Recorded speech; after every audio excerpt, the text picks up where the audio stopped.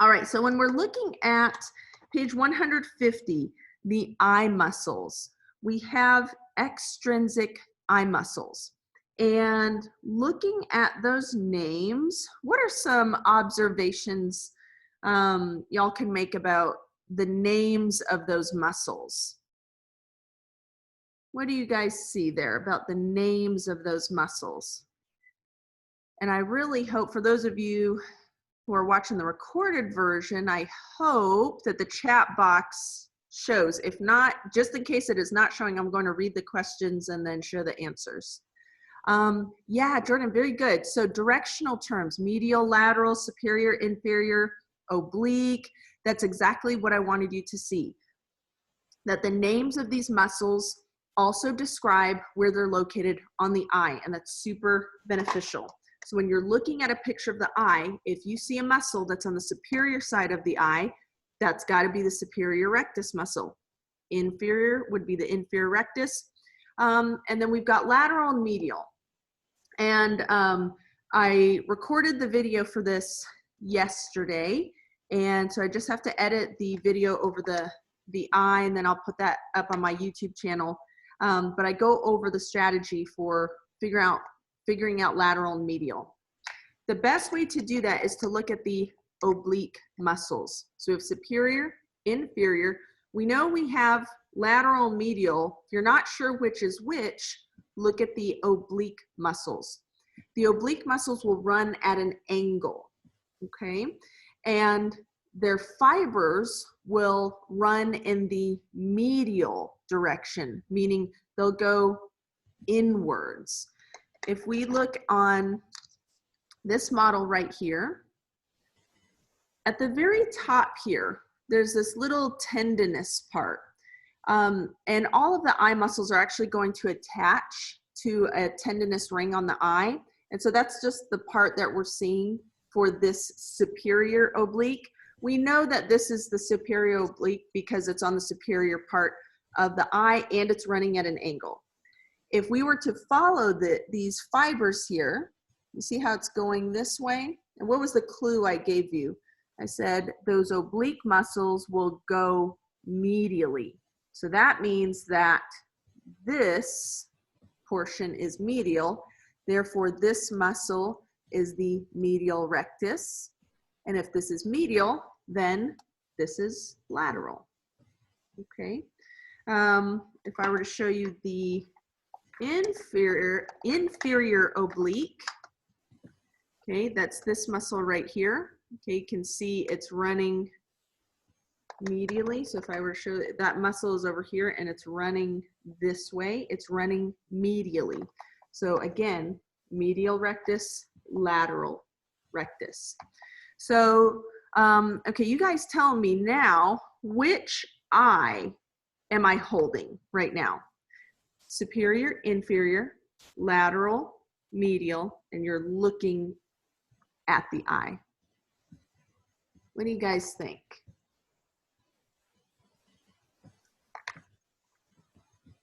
Okay, I see the right. So superior, inferior, lateral, medial.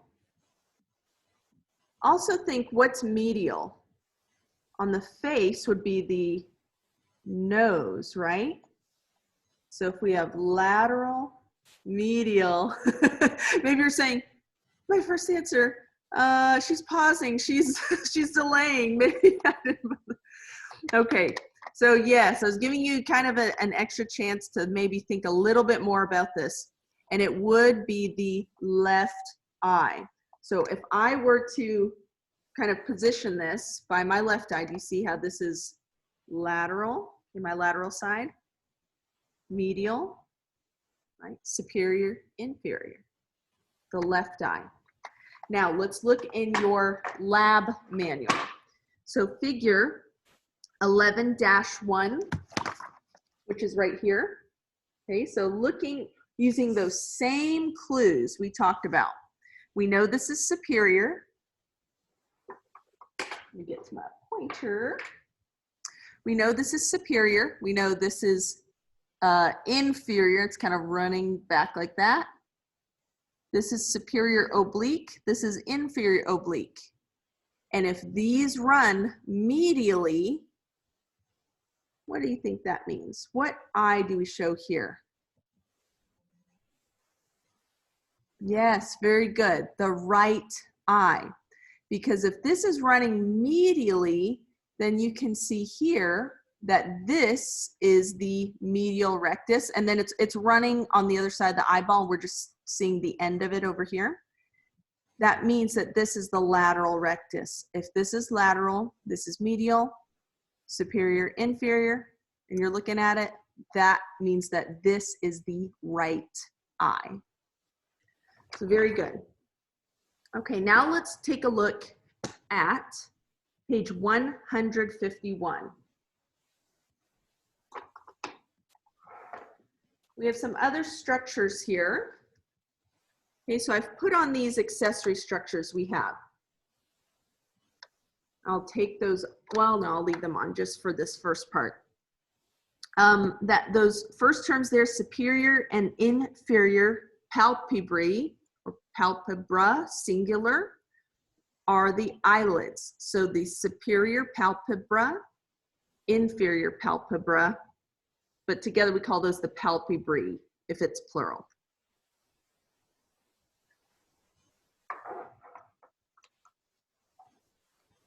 Other terms here, hello, are, we have the lacrimal gland. We have this thing called the lacrimal apparatus, and it contains several different structures.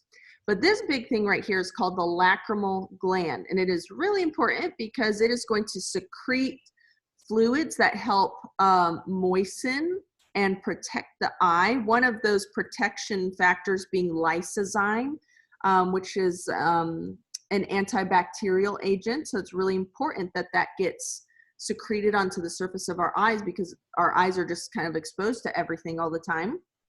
So that is the lacrimal gland. The lacrimal gland is on the lateral side of the eye. So if I were to put this back on like so, okay, do you see how this is another good clue to tell you left or right? If you know that the lacrimal gland is on the lateral side, you know you're looking at the left eye for this model. If we were to remove that, we don't have that nice big visual cue. So remember to look at those oblique muscles and remember that the oblique muscles run medially. So on the opposite side of that, we have these little structures here, these passageways called canaliculi. We saw that term canaliculi before, haven't we? In the, do you guys remember what, maybe take a second just to think, where did I hear canaliculi? Yes, very good, Jordan, the osteon. We saw that in compact bone, and maybe you remember I said, can I lick your eye? And everyone was like, gross. And I told you you wouldn't forget it, right? And here we are talking about the eye. And I'm saying, can I lick your eye again? That's really disgusting. But you're not going to forget it, are you? Okay, so here we have canaliculi is plural. Canaliculus is singular. So we have a superior canaliculus and an inferior canaliculus. These two structures right here are called puncta, but they're not in your lab manual. So I'm just letting you know, FYI, these two little portions are not the canaliculi. They lead into them. And then the canaliculi will dump into the the lacrimal sac. Okay, so this is the lacrimal sac. Inferior to that, so if this passageway were to continue like this along my hand would be the nasolacrimal duct. And we can see that in your lab manual, figure 11-2, but we don't have that on the model.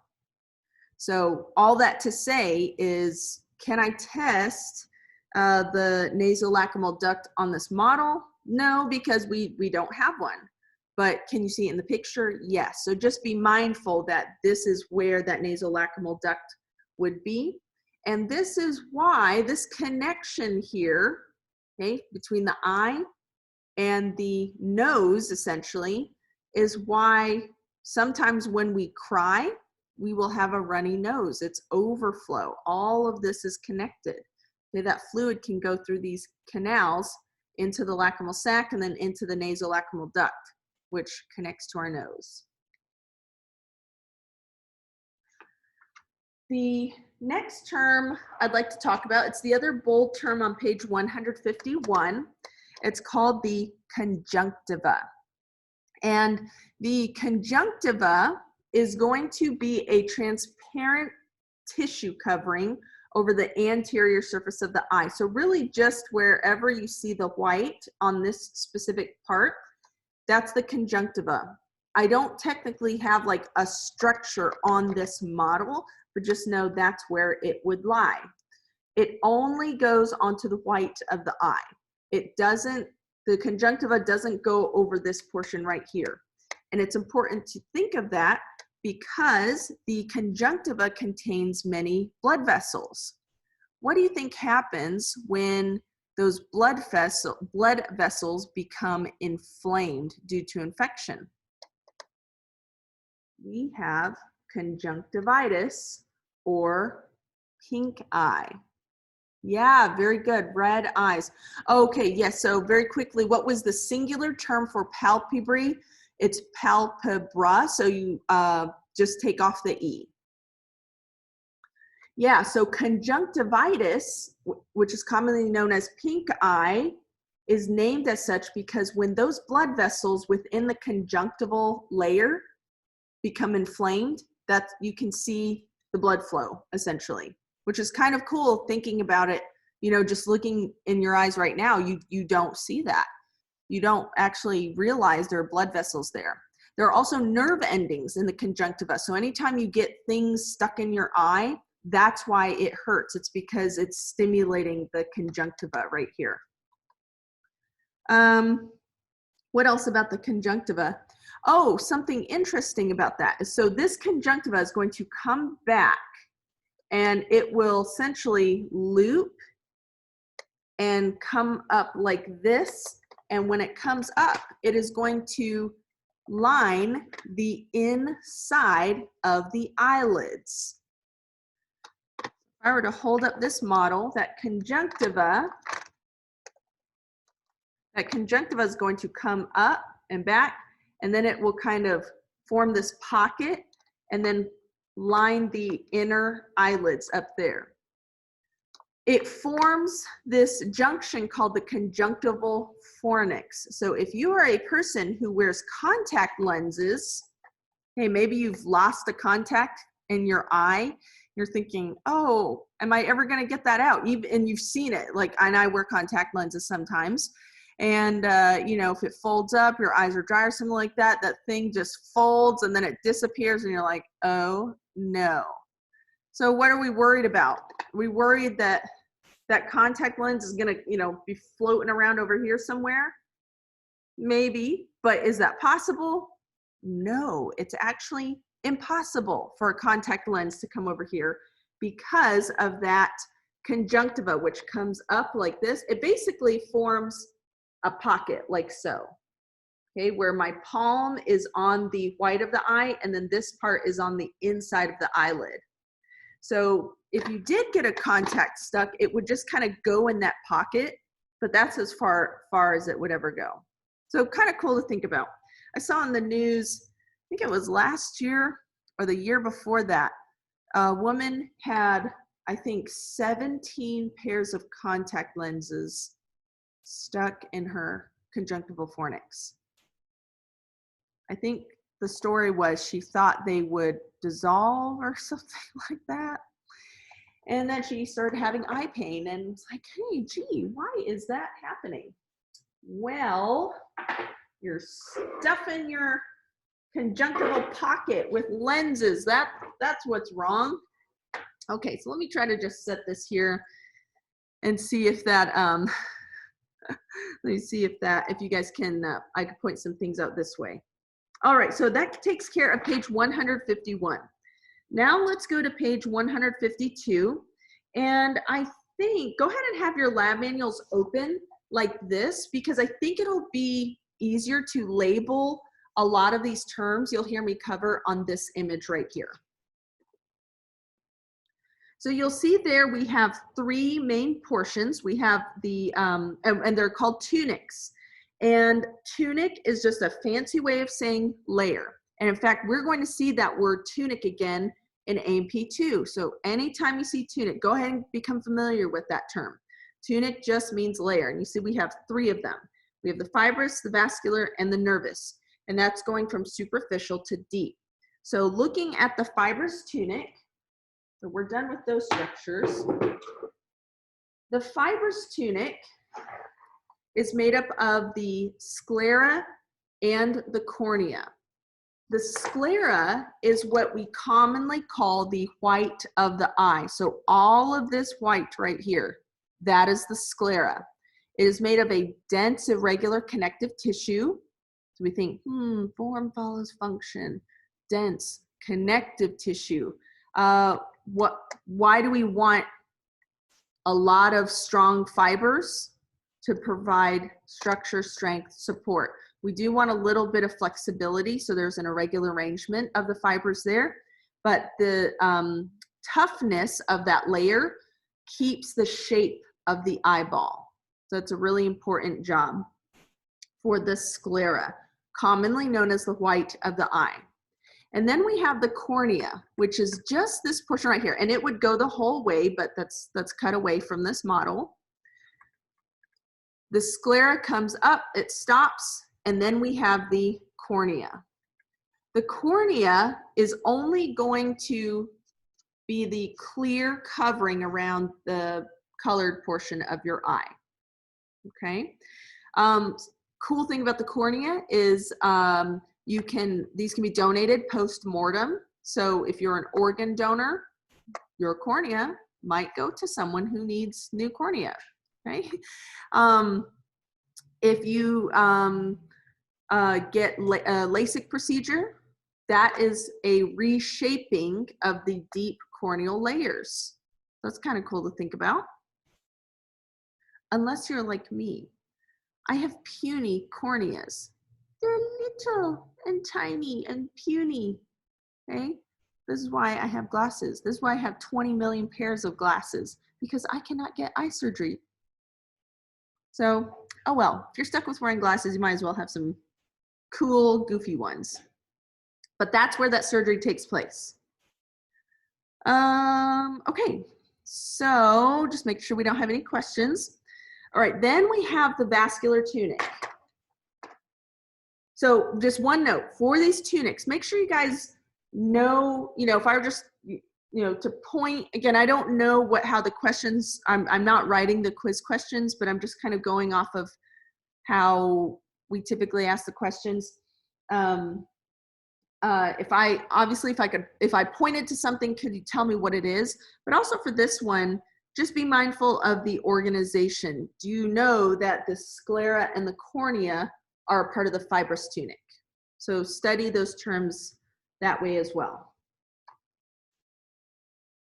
Okay, then we have the vascular tunic. What do you think of when you hear, see, read vascular?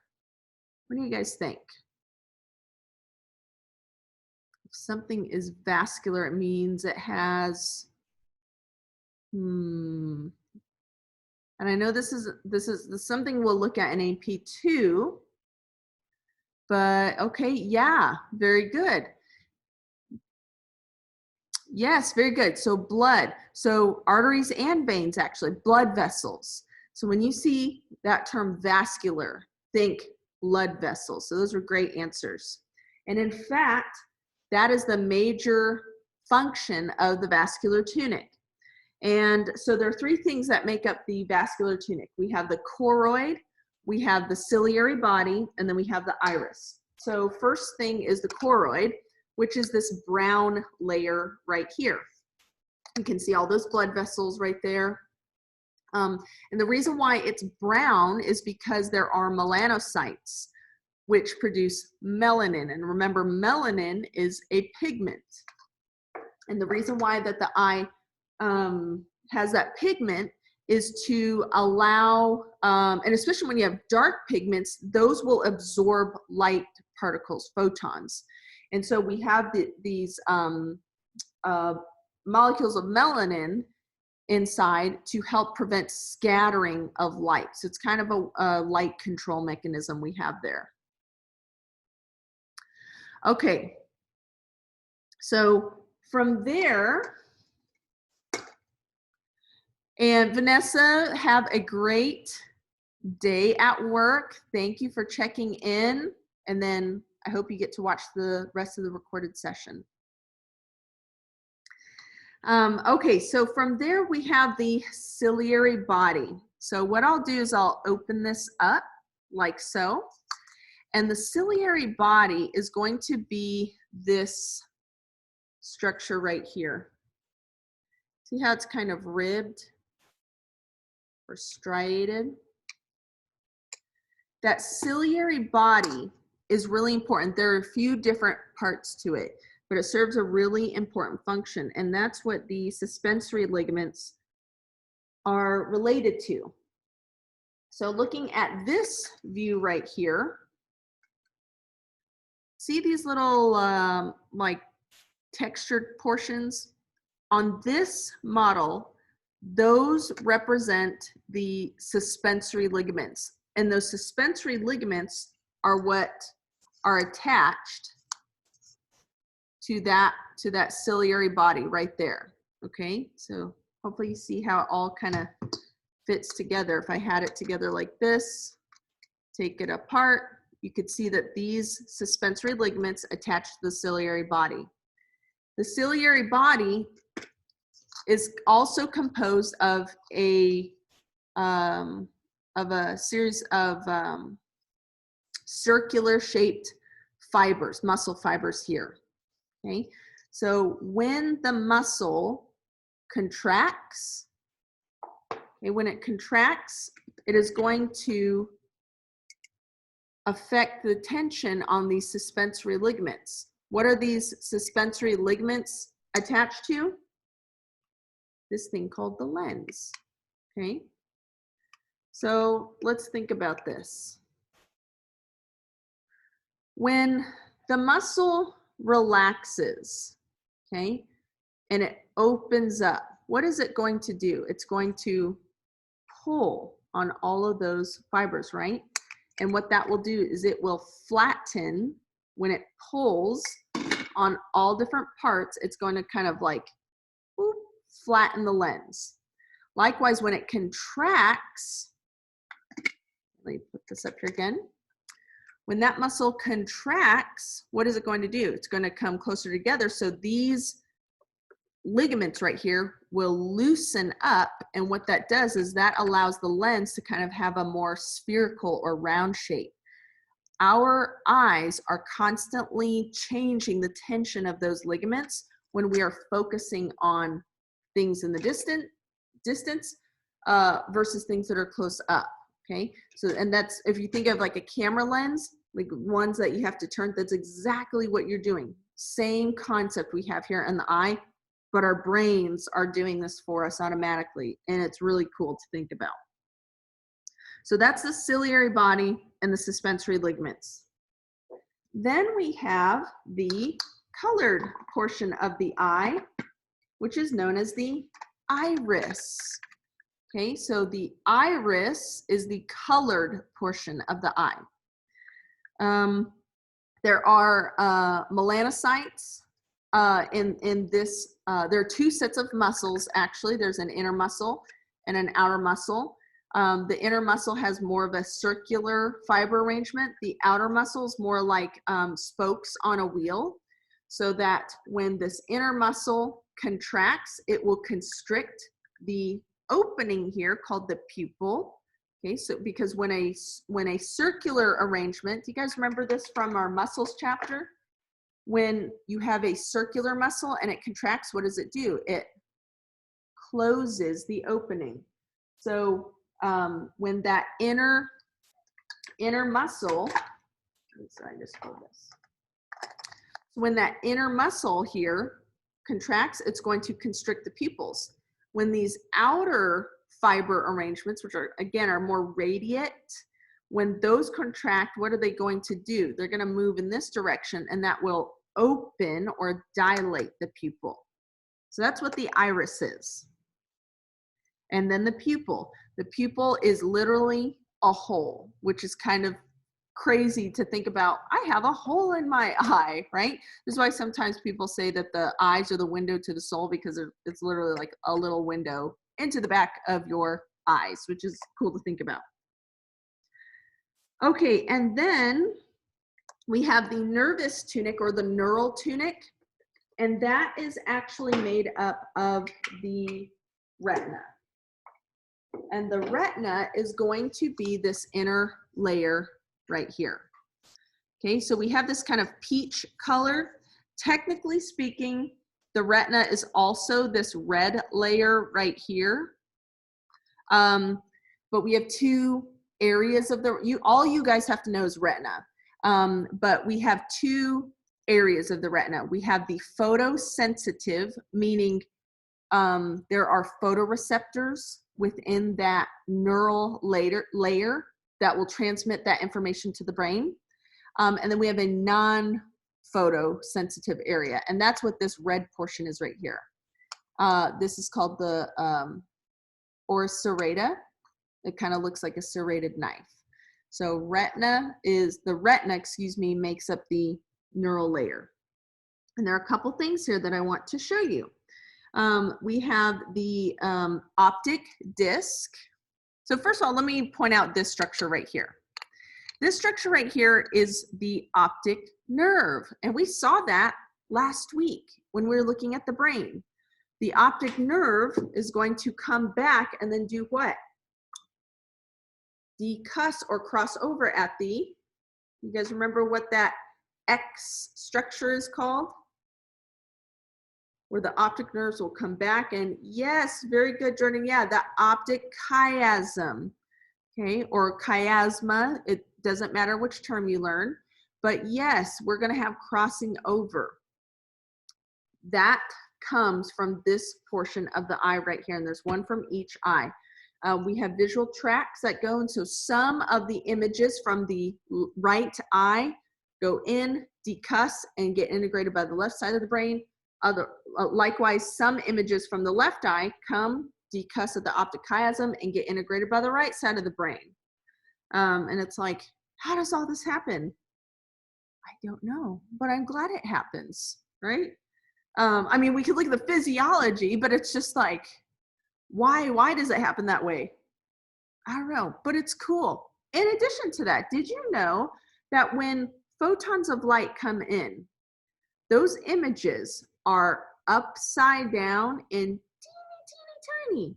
And what our brain does is our brain takes that information and tells us that we're basically seeing everything the correct way. What?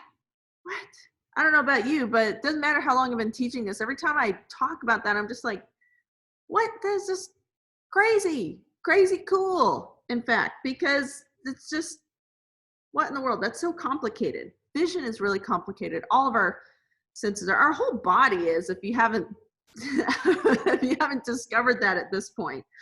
So we just try to take it in one piece at a time. Okay, so back to this optic nerve.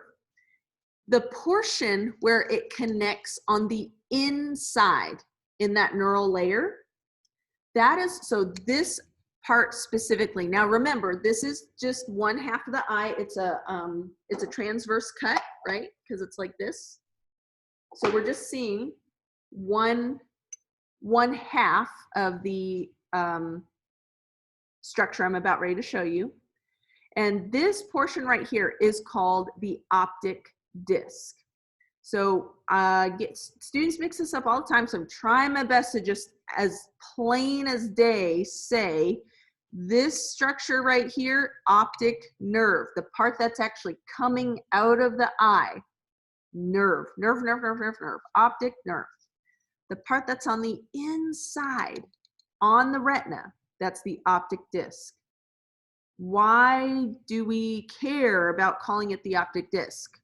It's because the optic, so remember the retina is going to have lots of photoreceptors, meaning specialized cells that can receive photons of light, transmit that information to the brain, and then our brain tells us what we're seeing. The optic disc does not have any photoreceptors in it. Think of it because there's this big structure in the way. There's a physical roadblock. And so we don't have any photoreceptors on the optic disc. If light gets refracted onto that optic disc, we cannot see that image. And there's a way that we can understand this experimentally. So very quickly, just turn over to page 154. This is objective 2, examining the location of your blind spot. Okay, so what you'll do, okay, you'll just follow the directions. You guys can do this on your own, but essentially what you're going to do is you're going to cover an eye, and you'll take the other hand, okay, and you're gonna stare straight ahead, and then what you're going to do, let me move this out of the way, you're focusing on your index finger. So when you stare straight ahead, you're going to go until the index finger basically disappears, right?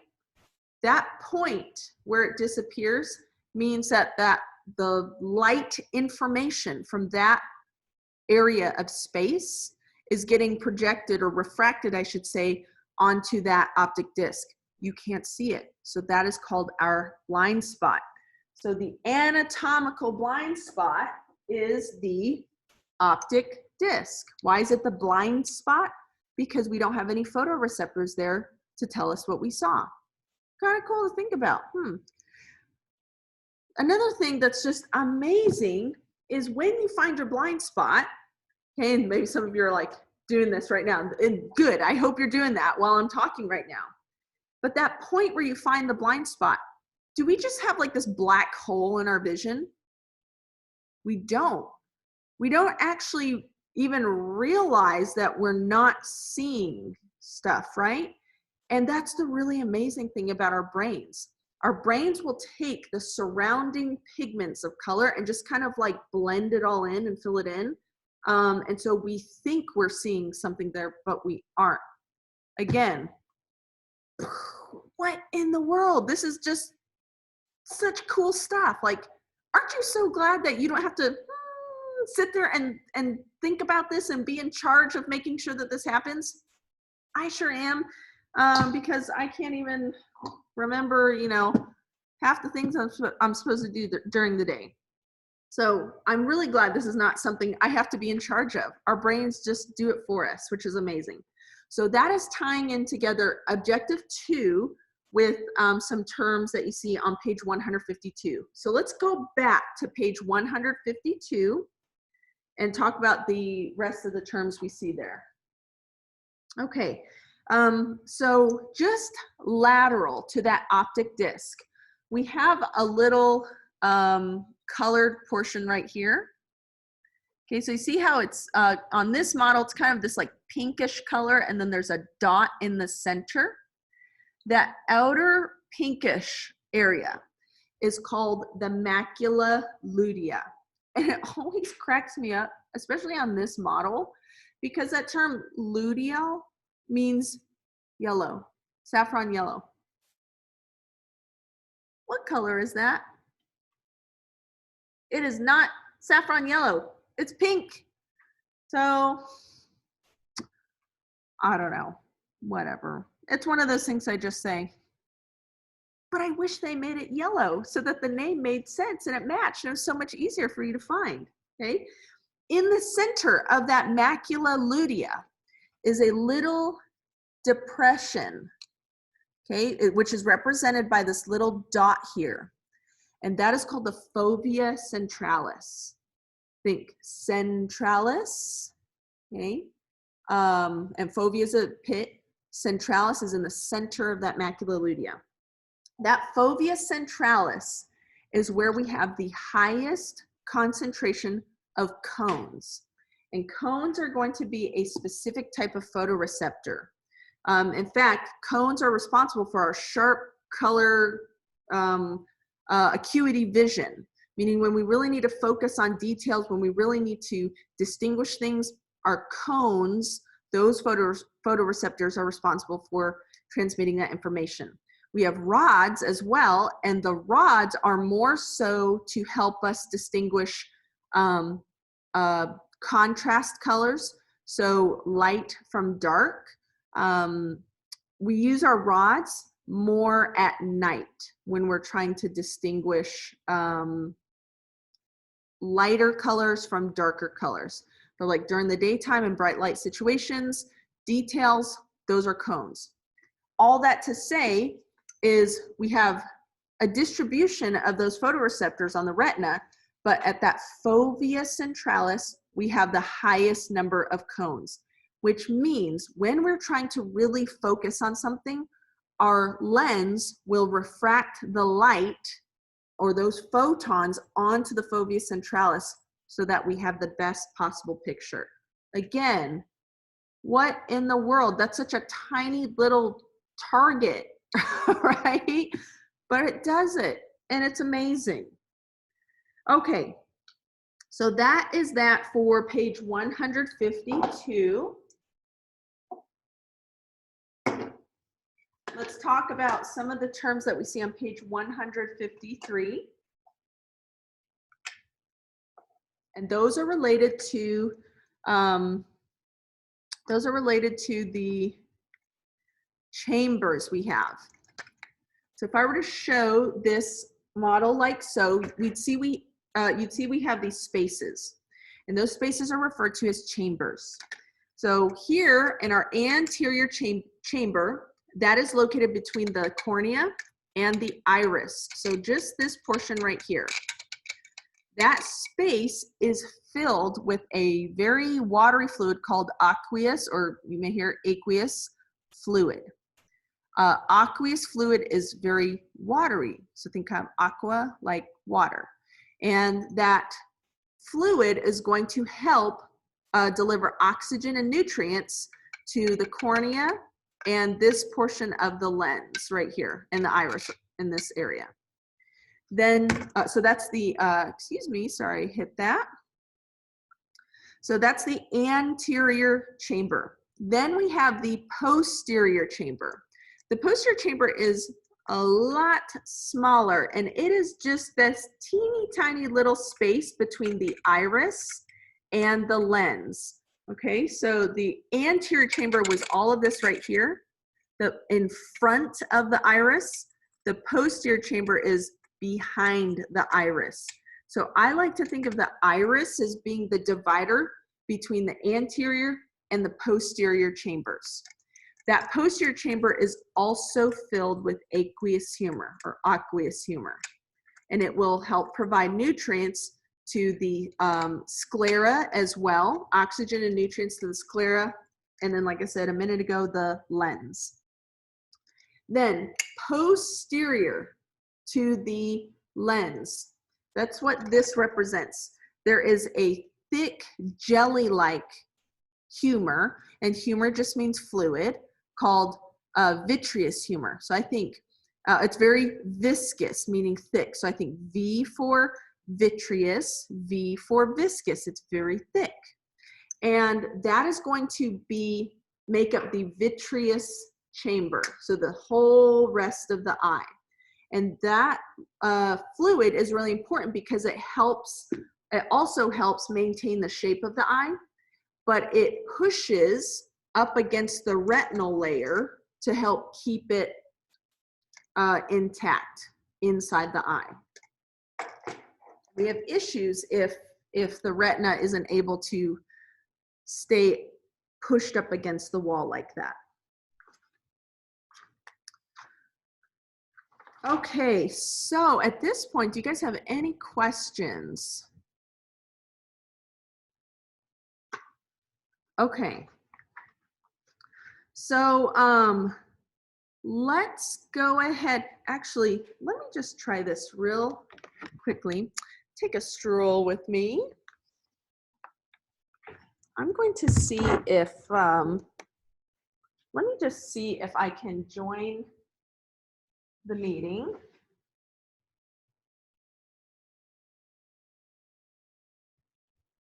And let's see if my camera connects.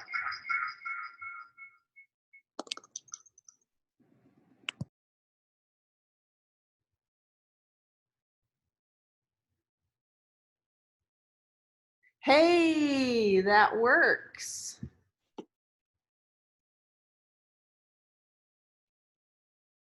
Let me turn my volume down.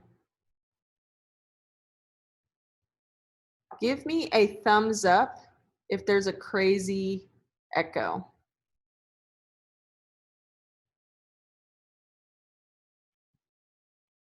Okay.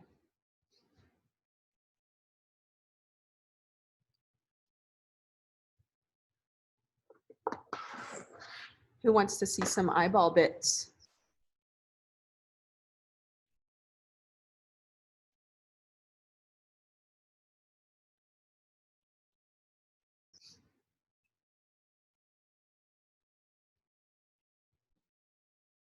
Okay, let me see. How do I make this? This is my first time doing this, people, so I'm wondering how I can make this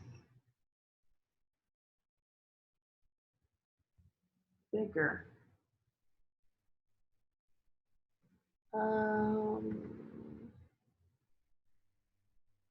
Spotlight video. Hey. Okay. I think I have that. We're getting super techie here. Oh, I forgot my lab manual. Be right back.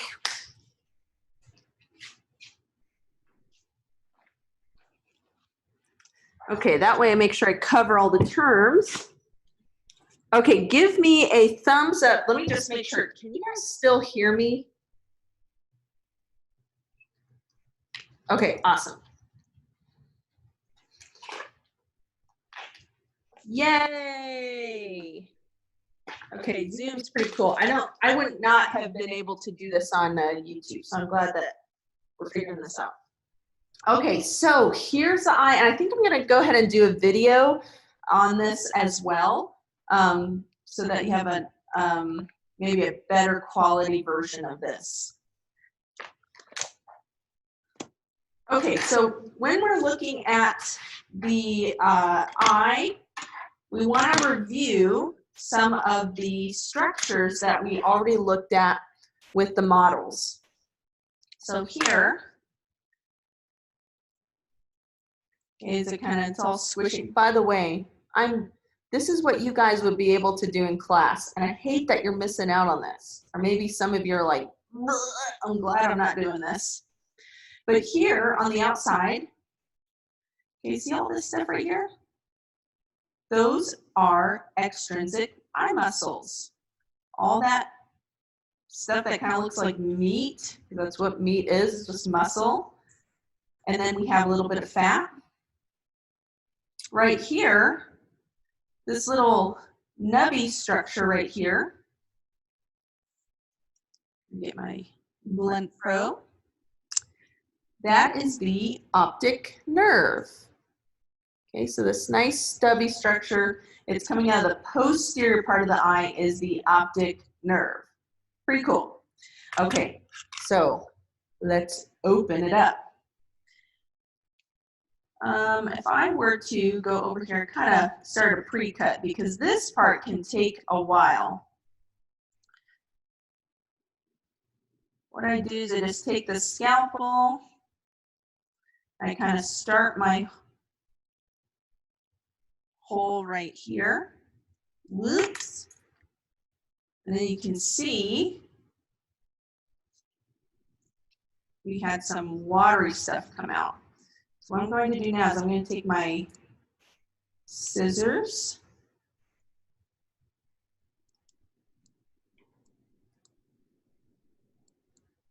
So I take my bigger scissors.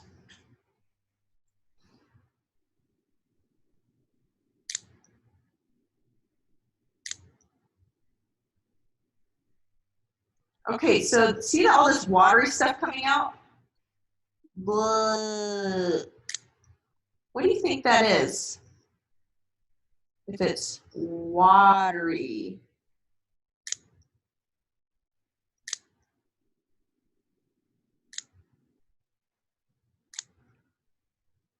Yeah, very good. That would be aqueous or aqueous humor. And if you think about it, I'm cutting into the anterior portion of the eye, and that's where we have that aqueous humor, that watery fluid.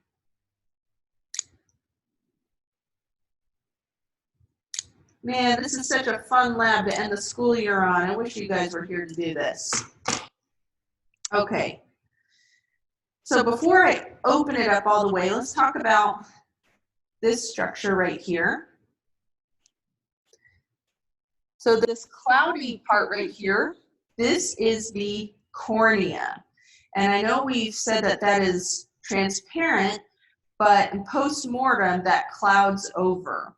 So it is going to be a little bit cloudy on the cow eye, but that is that cornea. And then we had that tough sclera. That's why it was kind of hard to cut through. When I open it up, okay, let's look at some things we have here. All right, what do you guys think this structure is right here?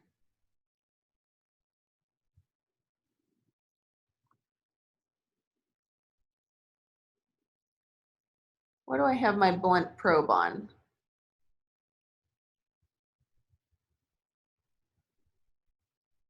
Okay, part of it, yes, so I see vitreous humor. So this part right here is the vitreous humor. It's like jello-like. You can see the difference in viscosity between the aqueous humor and then the thicker vitreous humor. This portion, so right here, do you guys see, let me see if I can put this in my hand and get it closer. Do you see all these little, it's like they're stained, but they look like little ligaments that are suspending something? What do you guys think those are? Yes, very good. These are the suspensory ligaments. And what are the suspensory ligaments suspending? What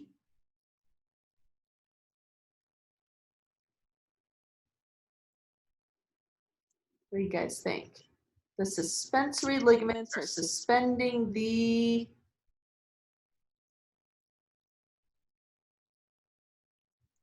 so they're attached to the ciliary body,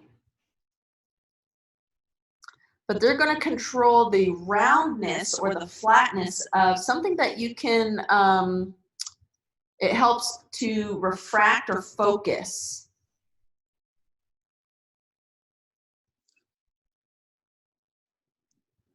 That would be the pupil as a whole. Yeah, very good, the lens. And I know we just dropped these terms, so that's okay. I know you guys are putting a ton of stuff together right now.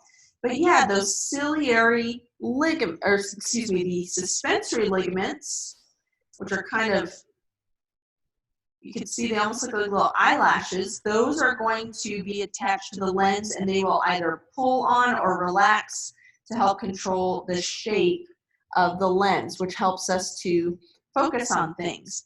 But what are the suspensory ligaments also attached to? Absolutely that ciliary body. And that ciliary body, let me open this up. That's what this structure is right here. Let me see if I can get it where you guys can see.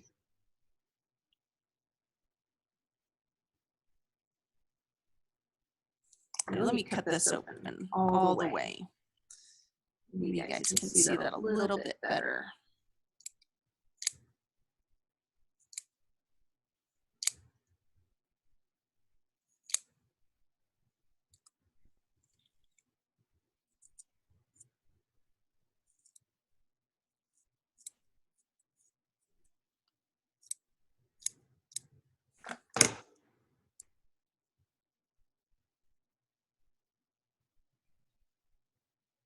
Okay, let me see if I can actually, well, it's wanting to stick.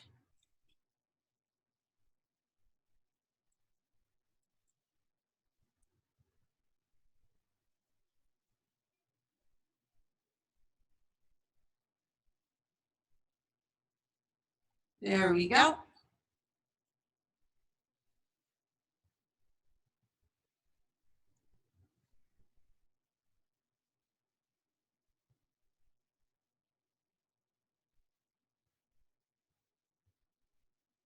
Sorry, this is taking me a second.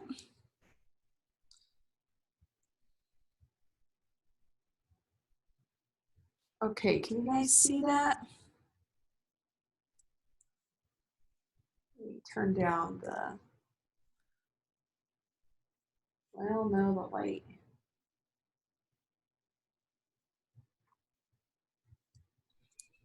Let me hold this in my hand. Let me see if that makes it easier to see. This is the ciliary body. Okay, so that ciliary body is what attaches to those suspensory ligaments, which help control the shape of the eye. All of this black stuff you see is part of the what? Do you guys remember? Started with a C.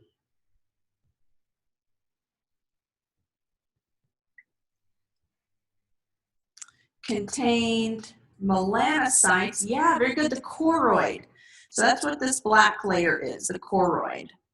Okay, remember the choroid is part of the vascular tunic, and it contained the melanin, which helped absorb the light. Okay, so, all right, the pupil, okay, this opening right here. So on the other side of this, and it's kind of all meshes together, that's where we have the iris. And then in the center of that, is the pupil. Here, this is just the inside of the anterior portion of the eye. So you can see that sclera, cornea. Okay, you can see it's a bit more transparent now that we have everything opened up. And then let's look at the posterior of the eye.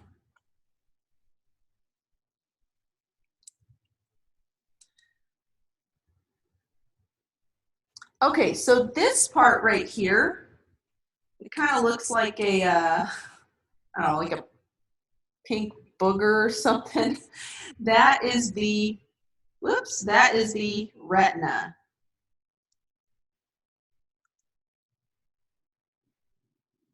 So this layer right here, you can see I can kind of move it around. And the retina is attached. If we were to kind of push everything around a little bit, we could see what it attaches to. And you see this little circular area right here. I'm trying to get it so there isn't a glare.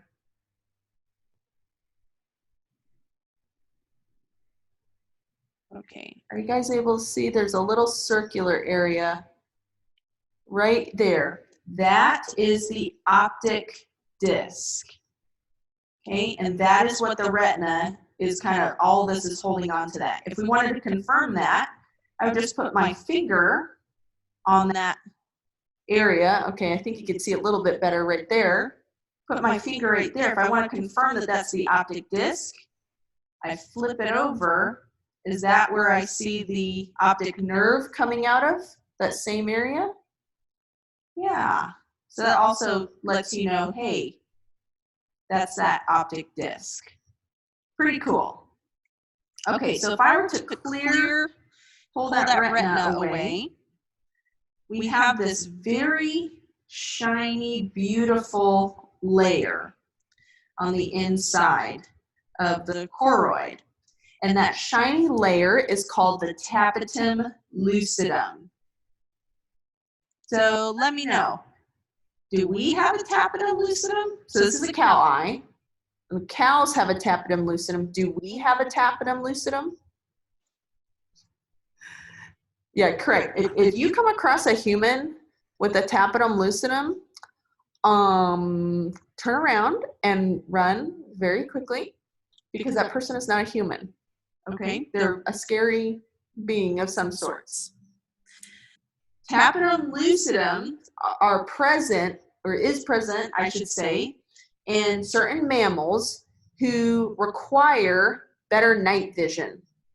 And so think about this. Have you ever been driving at night, and maybe you're in the country or something like that, and all of a sudden you see these little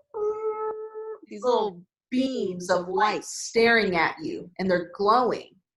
Well, what you're seeing are your headlights shining into the animal's eye and reflecting on their tapetum lucidum. Now, what this very bright iridescent layer does is it allows for the photons of light to come into the eye and reflect. They're like internal reflectors. And what that does is that allows the animal to see better at night, which is pretty cool to think about. So that is the tapetum lucidum. Make sure you know that term. And I think that's that. Okay, do you guys have any questions on the cow eye? I'm really glad that worked out on the Zoom call with my phone, kind of tag teaming that. Okay, let me switch my phone off.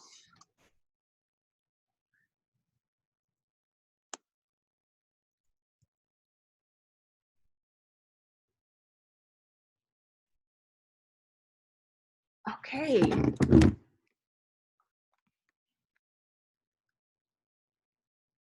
right, now I muted myself. So give me a thumbs up if you can hear me on my computer. Okay, good. All right, so that was the eye. How are we doing on time? Oh my word, how have we gone an hour? Okay, I do have to hurry a little bit because my AP2 session starts at 1:30. Oh, I should have given myself more time on this. All right, let's talk about the ear. So now we're on, let me go grab my lab manual real fast.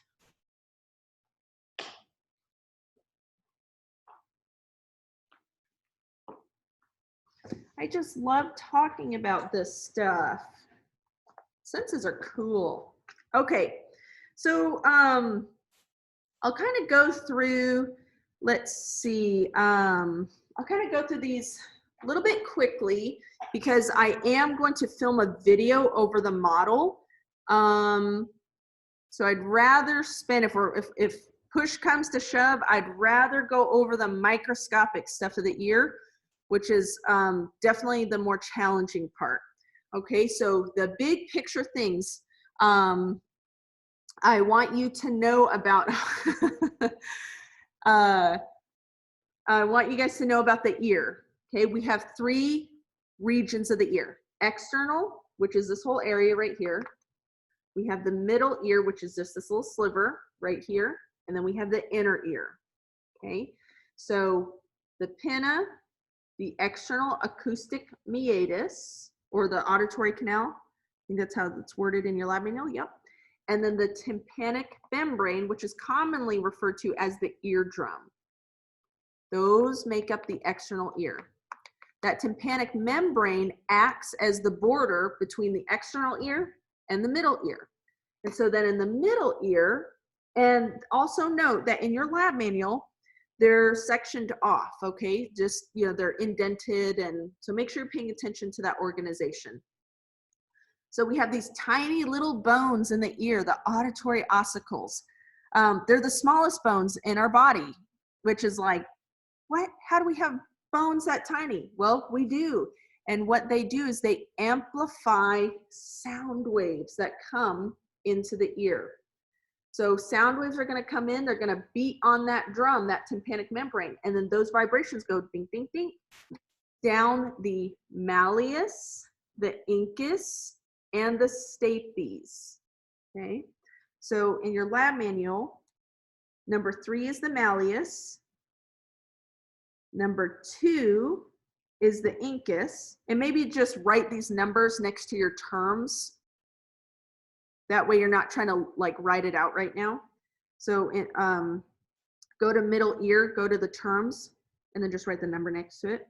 So number 3 is the malleus, number 2 is the incus, and then number 12 is the stapes.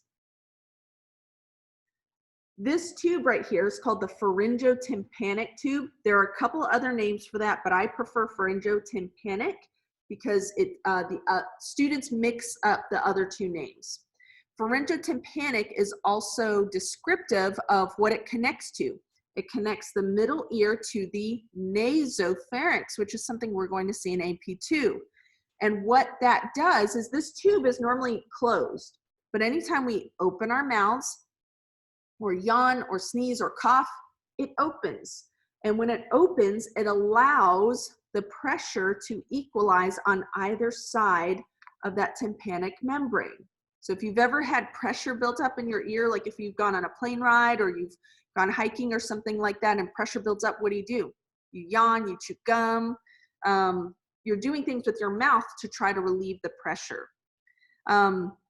Another thing about that pharyngotympanic tube is that in children, these tubes are shorter and more horizontal. So they are more susceptible to ear infections, otitis media, middle ear infections, because bacteria just kind of take a stroll right up that tube and then cause infections in this part of the ear. As we age, they get longer and more vertical, also allows for better drainage. Okay, so then let's kind of go in to the inner ear, the bony labyrinth.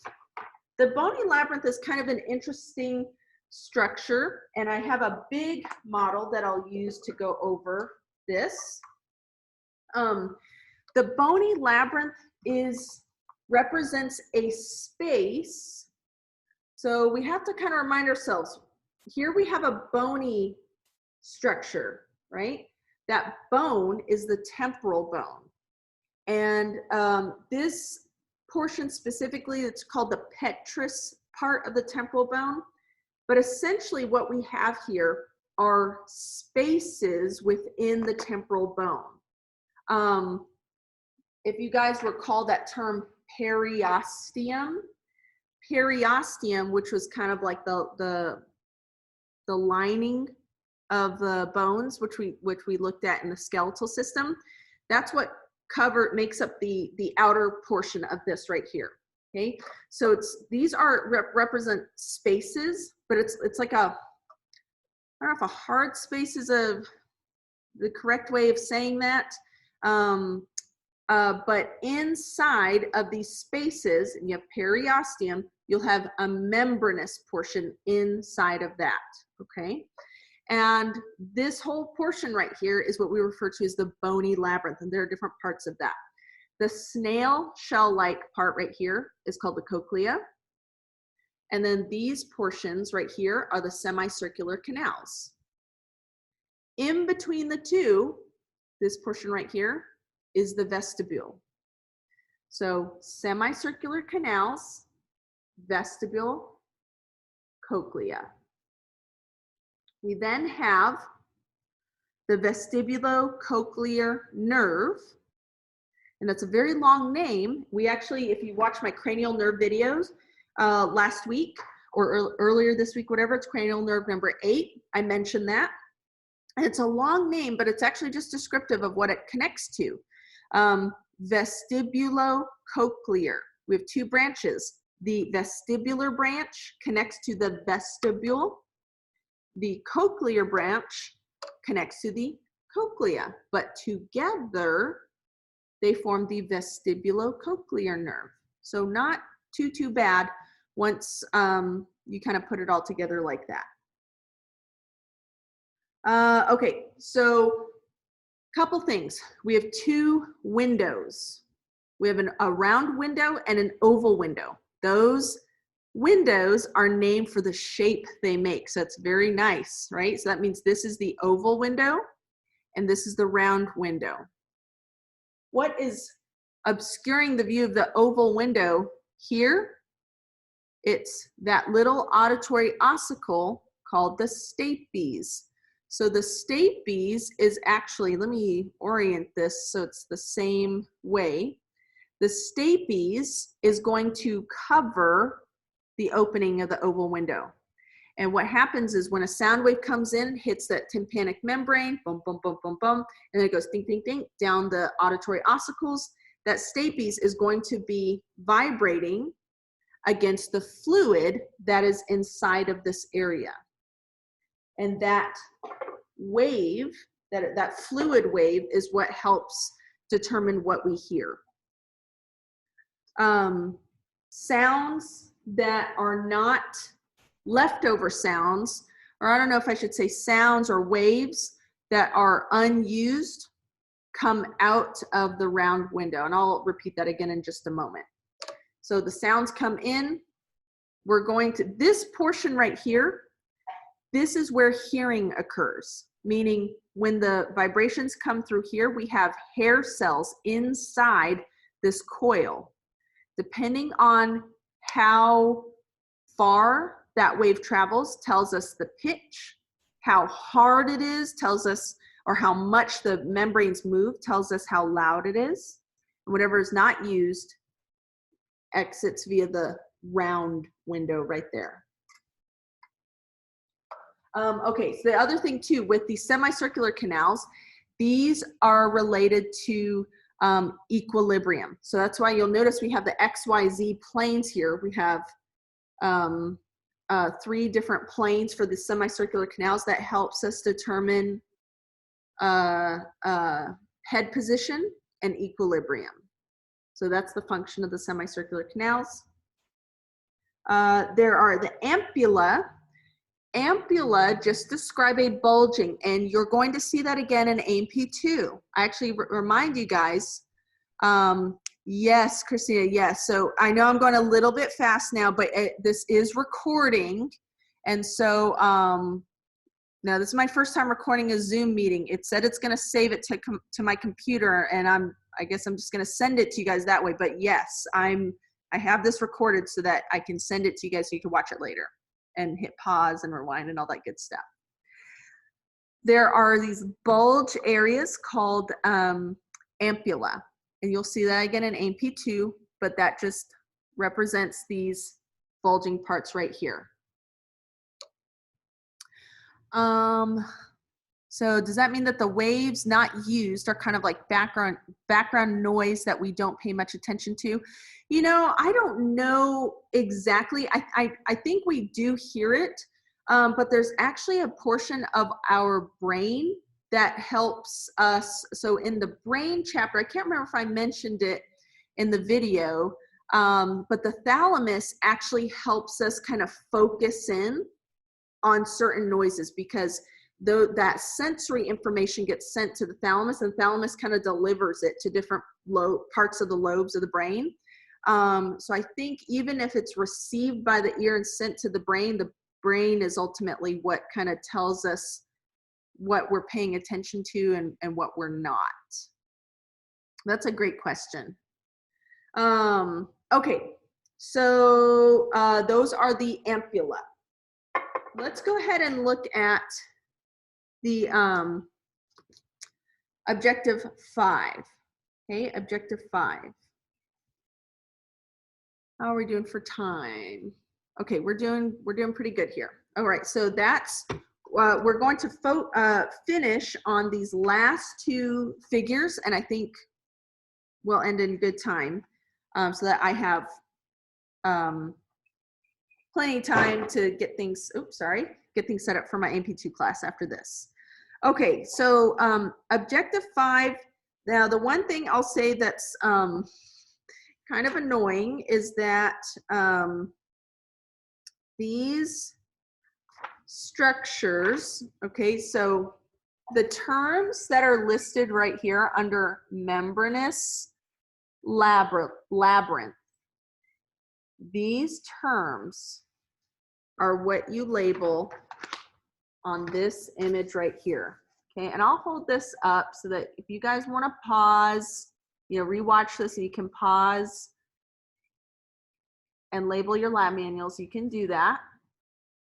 Okay. But on this image right here, I'm just showing you, okay, this is the cochlea, the vestibule. We have two specific portions of the vestibule. We have the saccule and the utricle. And the way I like to teach is just know that the saccule is closer to the cochlea and the utricle is closer to the semicircular canals. And again, this area right here is going to contain these structures called otoliths that help us determine head position in space. People that suffer from motion sickness, okay, or if you get dizzy or you have vertigo, that's related to this part of the ear. Motion sickness is essentially when your ears are telling you that you are existing in a certain part in space, but your eyes are giving you conflicting information. So this is why reading in the car, which, oh my word, I cannot do. I instantly just get so sick feeling. Your eyes are telling your brain that you are moving, but your ears are telling your brain that you are sitting still. So it's kind of like that conflicting information, and your body can't deal with that. So it says, okay, puke all over the place. I don't know, right? People that don't get motion sickness, I envy you. Okay, so then these other parts here that you can label, these are just the specific ducts that are related to this image right here. So just FYI, these terms right here go with this image here, and I just hate that that was not put neatly into there, but whatever, we were bummed about that when we got these lab manuals back. So I will hold this up here. You guys can hit pause and check your labels with my labels, and I'll talk about these. So this image right here, oh, Jalen, yes, the motion sickness, yes, I feel ya, terrible. All right, so let's make sure we understand. You're looking at this, you're like, what is this? I don't even know. It looks like an alien. I don't even know what this is. What we've done is we have taken a slice of the cochlea. So this spirals around, and you see how we have all these different spaces? If we take a slice like this, and then take that slice and go, and we turn it so it's facing us, that's what we're seeing right here, okay? And so this first duct up here, this is the vestibule, and there are Quizlet card sets for everything I've talked about today. So that's the other nice thing, lots of Quizlet card sets to help you through this. So this top one right here is the vestibular duct, or the scala vestibuli. And then right here, this is the vestibular membrane. So vestibular duct, vestibular membrane. Then the middle one is the cochlear duct, or the scala media. So scala vestibuli, scala media. It does not matter which term you learn, whichever one is easier for you to memorize and spell correctly. And then the membrane under that is the basilar membrane. And then the bottom space is the tympanic duct, or the scala tympani. So as sound waves come in and they kind of go through that little fluid wave, round and round and round through here, it's going to start up here, and that sound wave is going to then hit the vestibular membrane, which then is going to transfer to the cochlear duct, and then to the basilar membrane, tympanic duct. So it's going to kind of go like this. When it gets to the basilar membrane, this membrane is attached to specialized hair cells, stereocilia right here. This whole structure that I have circled, or put a box around, I should say, that's not a circle, that's a rectangle. That is the spiral organ, or the organ of Corti. And I like to call that the organ of hearing, meaning we just have sound waves, right? Sound waves are everywhere, but it isn't until that sound wave comes in through that specific pathway and stimulates the stereocilia within the organ of Corti and then transmits that via the vestibulocochlear nerve to the brain, that sound wave actually means something to us. Okay, so that is what is happening there. And then there's just a little specific portion of the organ of Corti called the tectorial membrane. Now this is a cartoon version of this. There's a Quizlet card set with an actual microscopic image of it. So make sure that you use this to study, but make sure that you guys know the microscopic images for that. Oh my word. Okay, so that is that. That is it for A&P1. Okay, so for the faithful few who are here, okay, I hope, oh, I didn't do the questions. Silly me, I made all these questions. You guys want to do some review questions real fast? I think I just have 10. Let's do that. Okay. Well, let me make sure I do this correctly. Launch poll. Okay, these are anonymous, by the way. The answers are anonymous. So go, it looks like you can just, oh, that is cool. You can just scroll through. Okay, can you guys see the poll? I think you can. Okay, good. So go ahead and just answer those. So I don't know if you guys watching the recorded version can see this. So I'll just read them. Okay, so number 1, the following structures represent which tunic? The sclera and the cornea. Is it the fibrous, the vascular, or the neural tunic? Okay, then number 2, which structure controls the size of the pupil? The cornea, the ciliary body, it's supposed to be body, I have a silly typo there, iris, or the lens. So which structure controls the size of the pupil? The cornea, ciliary body, iris, or lens? And then number 3, what is the blind spot? The retina, the optic nerve, or the fovea centralis? So I think you guys can just click these, and that's how you answer. And these are not for, these are just review questions, just things to think about. Okay, number 4, what is commonly referred to as the eardrum?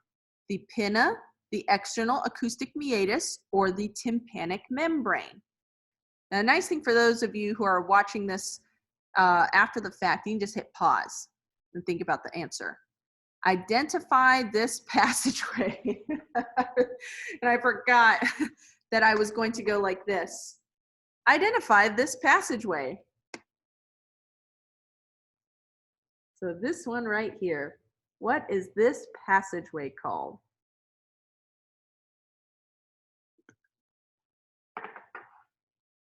Okay, and then which part of the inner ear resembles a snail shell? Which part of the inner ear resembles a snail shell? The semicircular canals, the cochlea, or the vestibulocochlear nerve? And then number 7, okay, this was another one where I was supposed to show you something. Didn't remember my own questions. I wrote them last night.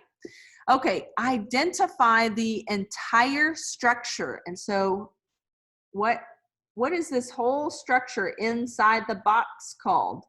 Is that the vestibular membrane, the spiral organ, or the basement membrane? And then number 8, maybe this is the worst question. How do you feel about this material? Good? Okay, but I need to study more. Not sure, or no, just no. we're not talking about this. Okay. So those are some questions to think about. And I really like that I can do these polls during these Zoom meetings. Okay. All right. So, and Jordan and Jalen, if you would, and don't worry about clicking the right answer. I'm just curious because I haven't seen this in action yet. If you'll just click, maybe just answer number 8. You can scroll down to number 8. Again, I set it to anonymous, so I'm not going to see, ooh, who put that answer? But I kind of want to see what happens when you push it. Oh, you submitted it. Okay. So,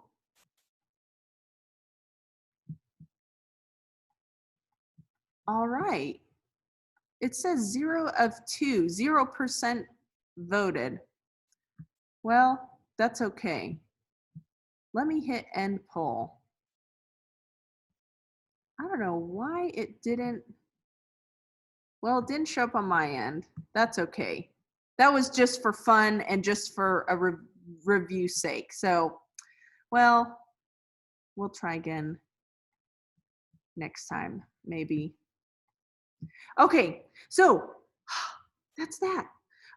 Just as an FYI, I'm still working on the videos for the eye and the ear. I have filmed and I'm just editing the video for the eye model. I still have to film the ear model, and then I'll get those uploaded. And then if I can, I'll do another, I'll try to get another eye out and then film a cow eye dissection video, because I've wanted to do that anyways, and I just haven't had the time to do that. So, but you'll have this video that you can watch to do that after the fact. All right. Well, with that said, I hope you guys are staying healthy and you're hanging in there, and you guys are doing a great job. So just keep up the good work. I know this is just, we're at that point where it's like, oh, okay, but the end is near, the end is near. So just keep going. Coffee, it's sponsoring my life right now. Okay. So if you need coffee, get you some coffee, right? But we're going to make it through this. We're going to get to the end. We'll give you instructions very soon on that clinical presentation assignment. So look out for an announcement from Mrs. Van Sciver. And then the next time I message you guys, which will probably be a Monday or Tuesday, I will let you know about that. Still working on the quizzes. Just know that pretty much everyone's grade goes up several percentage points when I go through. So I know when you guys are looking, you're like, oh, you're sweating and stuff, but you guys are gonna do fine on those quizzes. Okay. All right. Yes, love the coffee. Okay, great. All right, so hope this video helps you guys watching after the fact, and we'll see you next time.